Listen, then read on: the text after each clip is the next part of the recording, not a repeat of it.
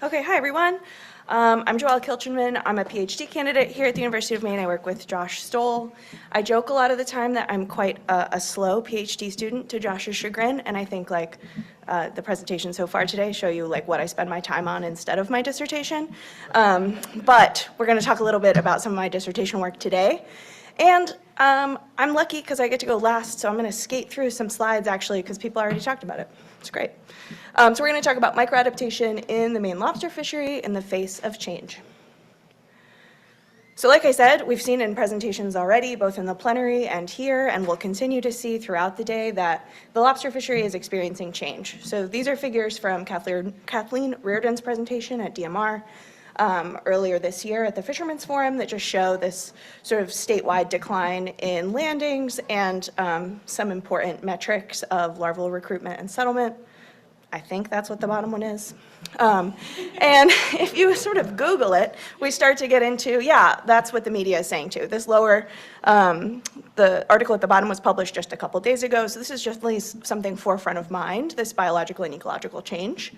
But like we've heard, it's not only biological and ecological change. We also have these increased stress from whale regulations and interactions with whales, and then lawsuits that came out of that. This is one of them. There are many. And at the same time, we're still recovering from some of the market uncertainty that came from COVID-19 and in general market and sort of turbulence in the world. Cost of living is going up, like we heard from Mel. It's harder to find somewhere to live. Like we heard from Monique, it's harder to access the water. There's just a lot going on in this fishery.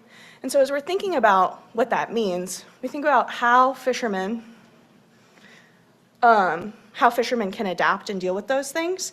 And that's where the social indicators work came out of. That sort of goal of figuring out how do we track and monitor what's going on in the socioeconomic reality of the fishery. And Josh already talked about this, so I'm going to skate through it. But a social indicator is basically a multivariate metric to track how the industry is doing in some way. Towards that aim, we did these 38 interviews, we used 66 data sets, 18 open meetings, and we had over 100 contributors in this collaboration, many of you in this room, and if not, join us maybe. But out of that came this paper that has been talked about plenty, and these 8 social indicators, which we won't go too much into, but they're here, they're interesting, that paper is really fun, and I was proud to be part of it. And my dissertation work sort of spikes out of that. So during the interviews, we heard a couple of people talk about how when things are really good in the industry or really bad in the industry, they fish kind of regardless of the weather, and they fish every day. Some guy was like, oh yeah, remember that time we fished 65 days straight? And we heard that, and we were kind of like, yeah, there must be a safety implication to that. Like, you can't just fish 65 straight days without there being a cost. So we started thinking about risk-taking specifically in regards to weather. Oh, I love the faces that are happening. And so to ground us again, right, things are changing. We want to know what's going on. Pretend I talked about that more. Click. Okay, so if we're thinking about how fishermen might deal with change and adapt to change, we have sort of these 4 overarching themes that come out of the adaptation literature. This is by no means exhaustive, but they sort of function as umbrellas and useful tools when we talk about it. So coming in at the top, we have the idea of geographic mobility. This means that you could potentially move and fish somewhere new, or you could follow where the species that you're targeting is going. In Maine specifically, that's not super available. There's strong place attachment in Maine. People have lived in their communities for literally generations. And there's these informal territories. People have pretty designated areas where they fish, and formal rules that keep us tied or keep them tied to their zones. So that's not really on the table in Maine. If we think about target species diversification, that might be that in a given year you fish a more lucrative species if there's uncertainty in another one, or maybe even you fish a portfolio that switches throughout the year. In Maine, again, this is a little challenging, and Joelle is sad about it. And it's challenging because there's limited ecological diversity in the Gulf of Maine at this point, and the licensing structure is quite complicated. So that's not to say that no one fishes portfolios in Maine, but it's not a broadly available schema that any fisherman can do and just fish groundfish and fish shrimp or whatever else. So we're gonna roll that one out for now as well. And then if we think about livelihood diversification, that would be sort of the similar thing where you're buffering the uncertainty of your species, but you're doing so with off-the-water employment. So maybe you harvest timber for some part of the month, or you shovel snow, whatever it is, plow snow.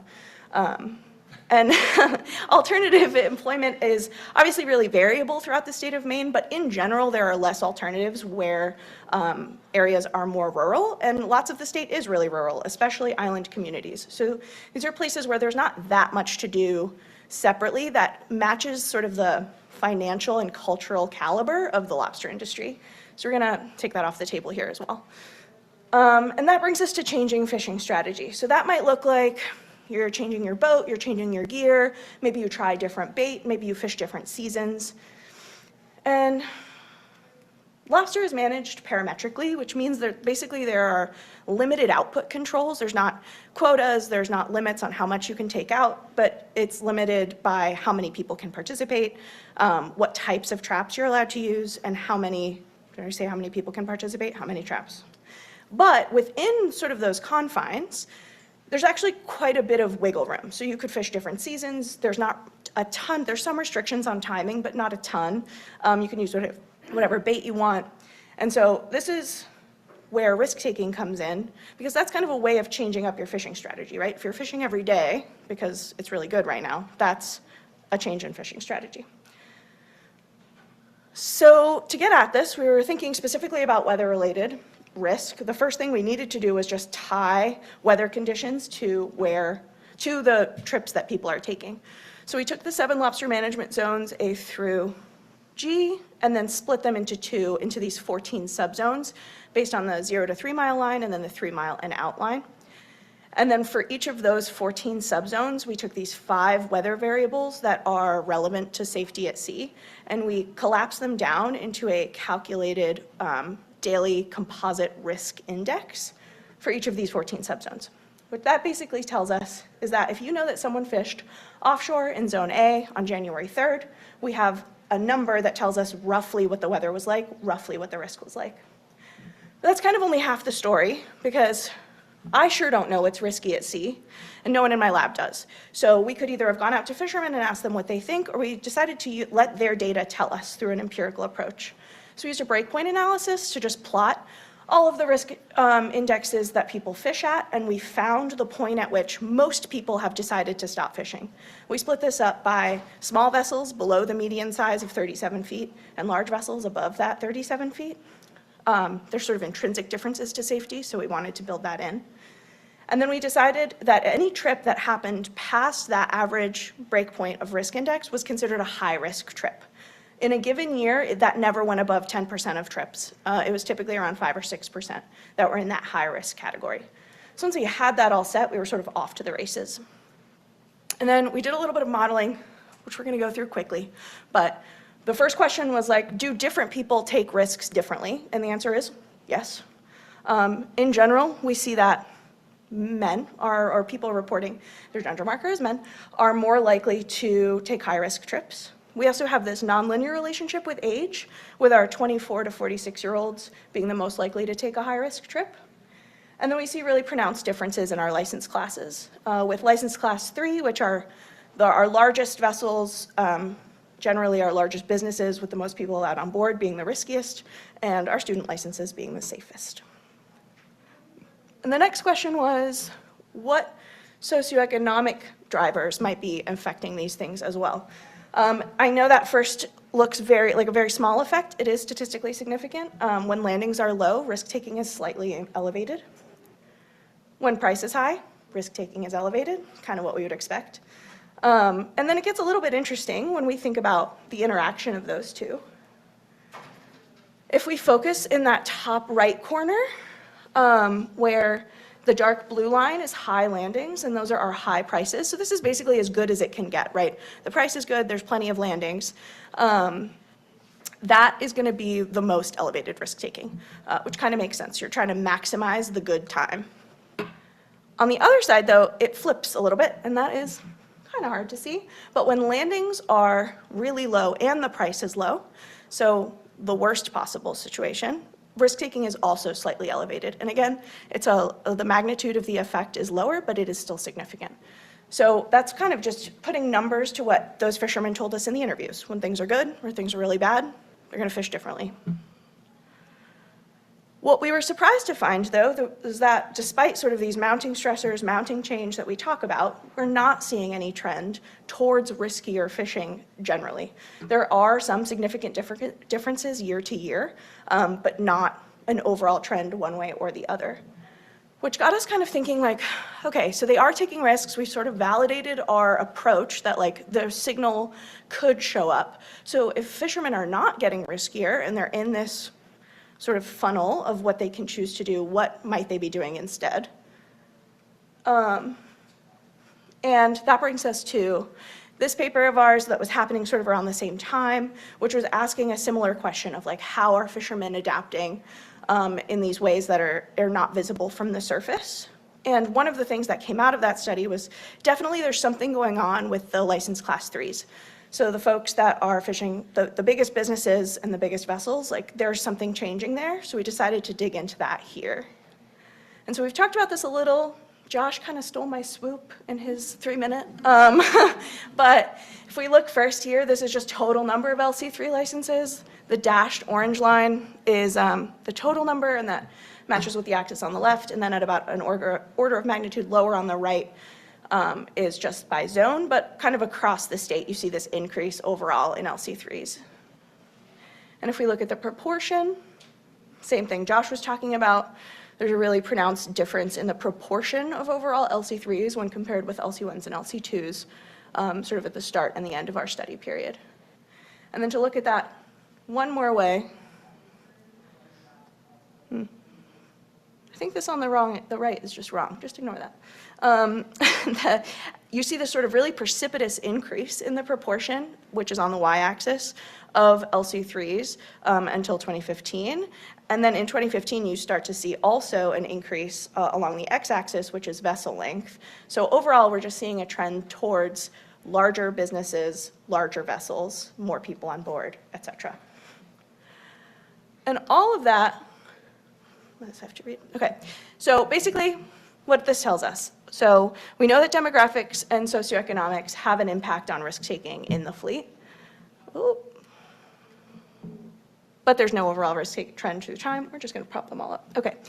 And fishermen are making changes to their strategy. But this fishery is sort of famously constrained, as I alluded to at the beginning. The Gilded Trap paper by Bob Stenick, which I'm sure many of us are familiar with, sort of tells us that this fishery is very hemmed in. And we were excited to learn that they're finding ways to avoid this more risky strategy, despite that being true. And maybe it's because of our academic lineage. Josh and I are both students of the Atchison-Wilson pair, but we point to parametric management as one of the keys that helps with this. So basically, parametric management appears to be allowing this little room for microadaptation within the bounds of the management guidelines in a way that adds adaptation potential that is not very documented in the literature up until now. And overall, this is a really hopeful story that we're excited to be telling.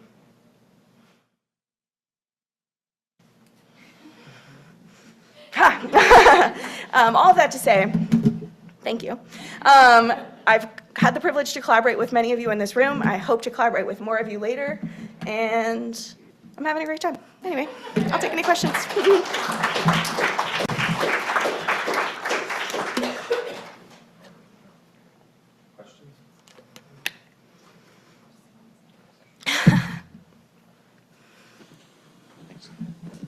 Okay, so back to that graph where you were talking about there's no overall increasing trend in risky behavior.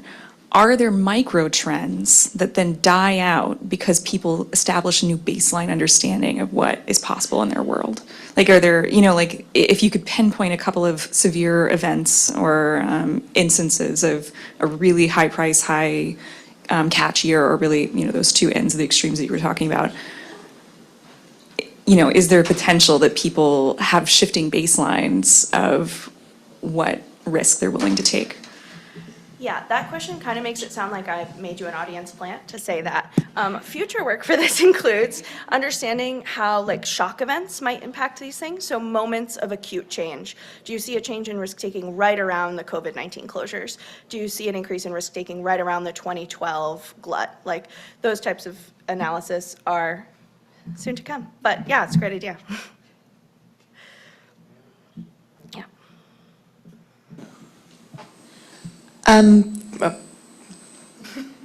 For your for your risk assessment, did you assess risk each year as like this is a risky behavior for this year, and if so, did like the wind level, let's just use one variable, like did that risk change over time? Where like it was this many knots, and then in the future it went to a different number of knots. Like yeah, I don't know how to word that, but do you get what I'm asking? I think so, yeah. So the risk index could have been built about a million ways. We opted to go for a relatively simplified version, just since it's more of a tool than something we're using in its own right. So it is built with all of the data all at once, not year by year. And we used a PCA to sort of assemble those different variables into the single. What would be really interesting is to go back and look at it with the variables broken apart and see like how wind has changed or changes separate from the risk index. Does that answer your question? Okay, great.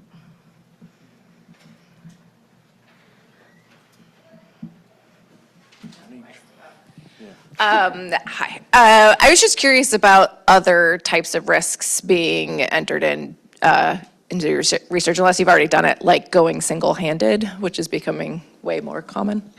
Yeah, that's a really good question, and that's I hadn't thought about that one. We've sort of, as we talk about this, we think like, I try to be very specific that I'm saying weather-related risk, because there's obviously so many other types. Even just the idea of those 60 days in a row, I think a lot of fishing in a row, regardless of the weather, even if it's flat calm, is higher risk. And we haven't dug into much of that yet. We would like to look at specifically the frequency, fishing frequency risk, but I think thinking about folks going alone is a really interesting one, and I'm curious sort of to think through if we have the data for that. But yeah. Okay, great.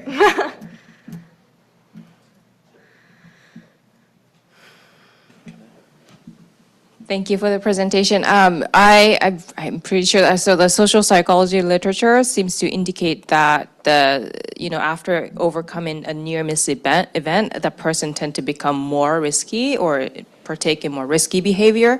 I wonder if your data would allow you to kind of track the changes in individual behavior. After going out like a severe weather, they were fine, so they started to go out more on those days and shifting kind of baseline of their, like what's risky, what's not risky. Yeah, that is so interesting. I think following individuals through time in general is really a cool thing to think about. Also, right, we all sort of have life histories that change that might impact our risk-taking. I hadn't thought of doing that, and I would love to think more about it because, yeah, that would pair really nicely with like when people have kids or they don't.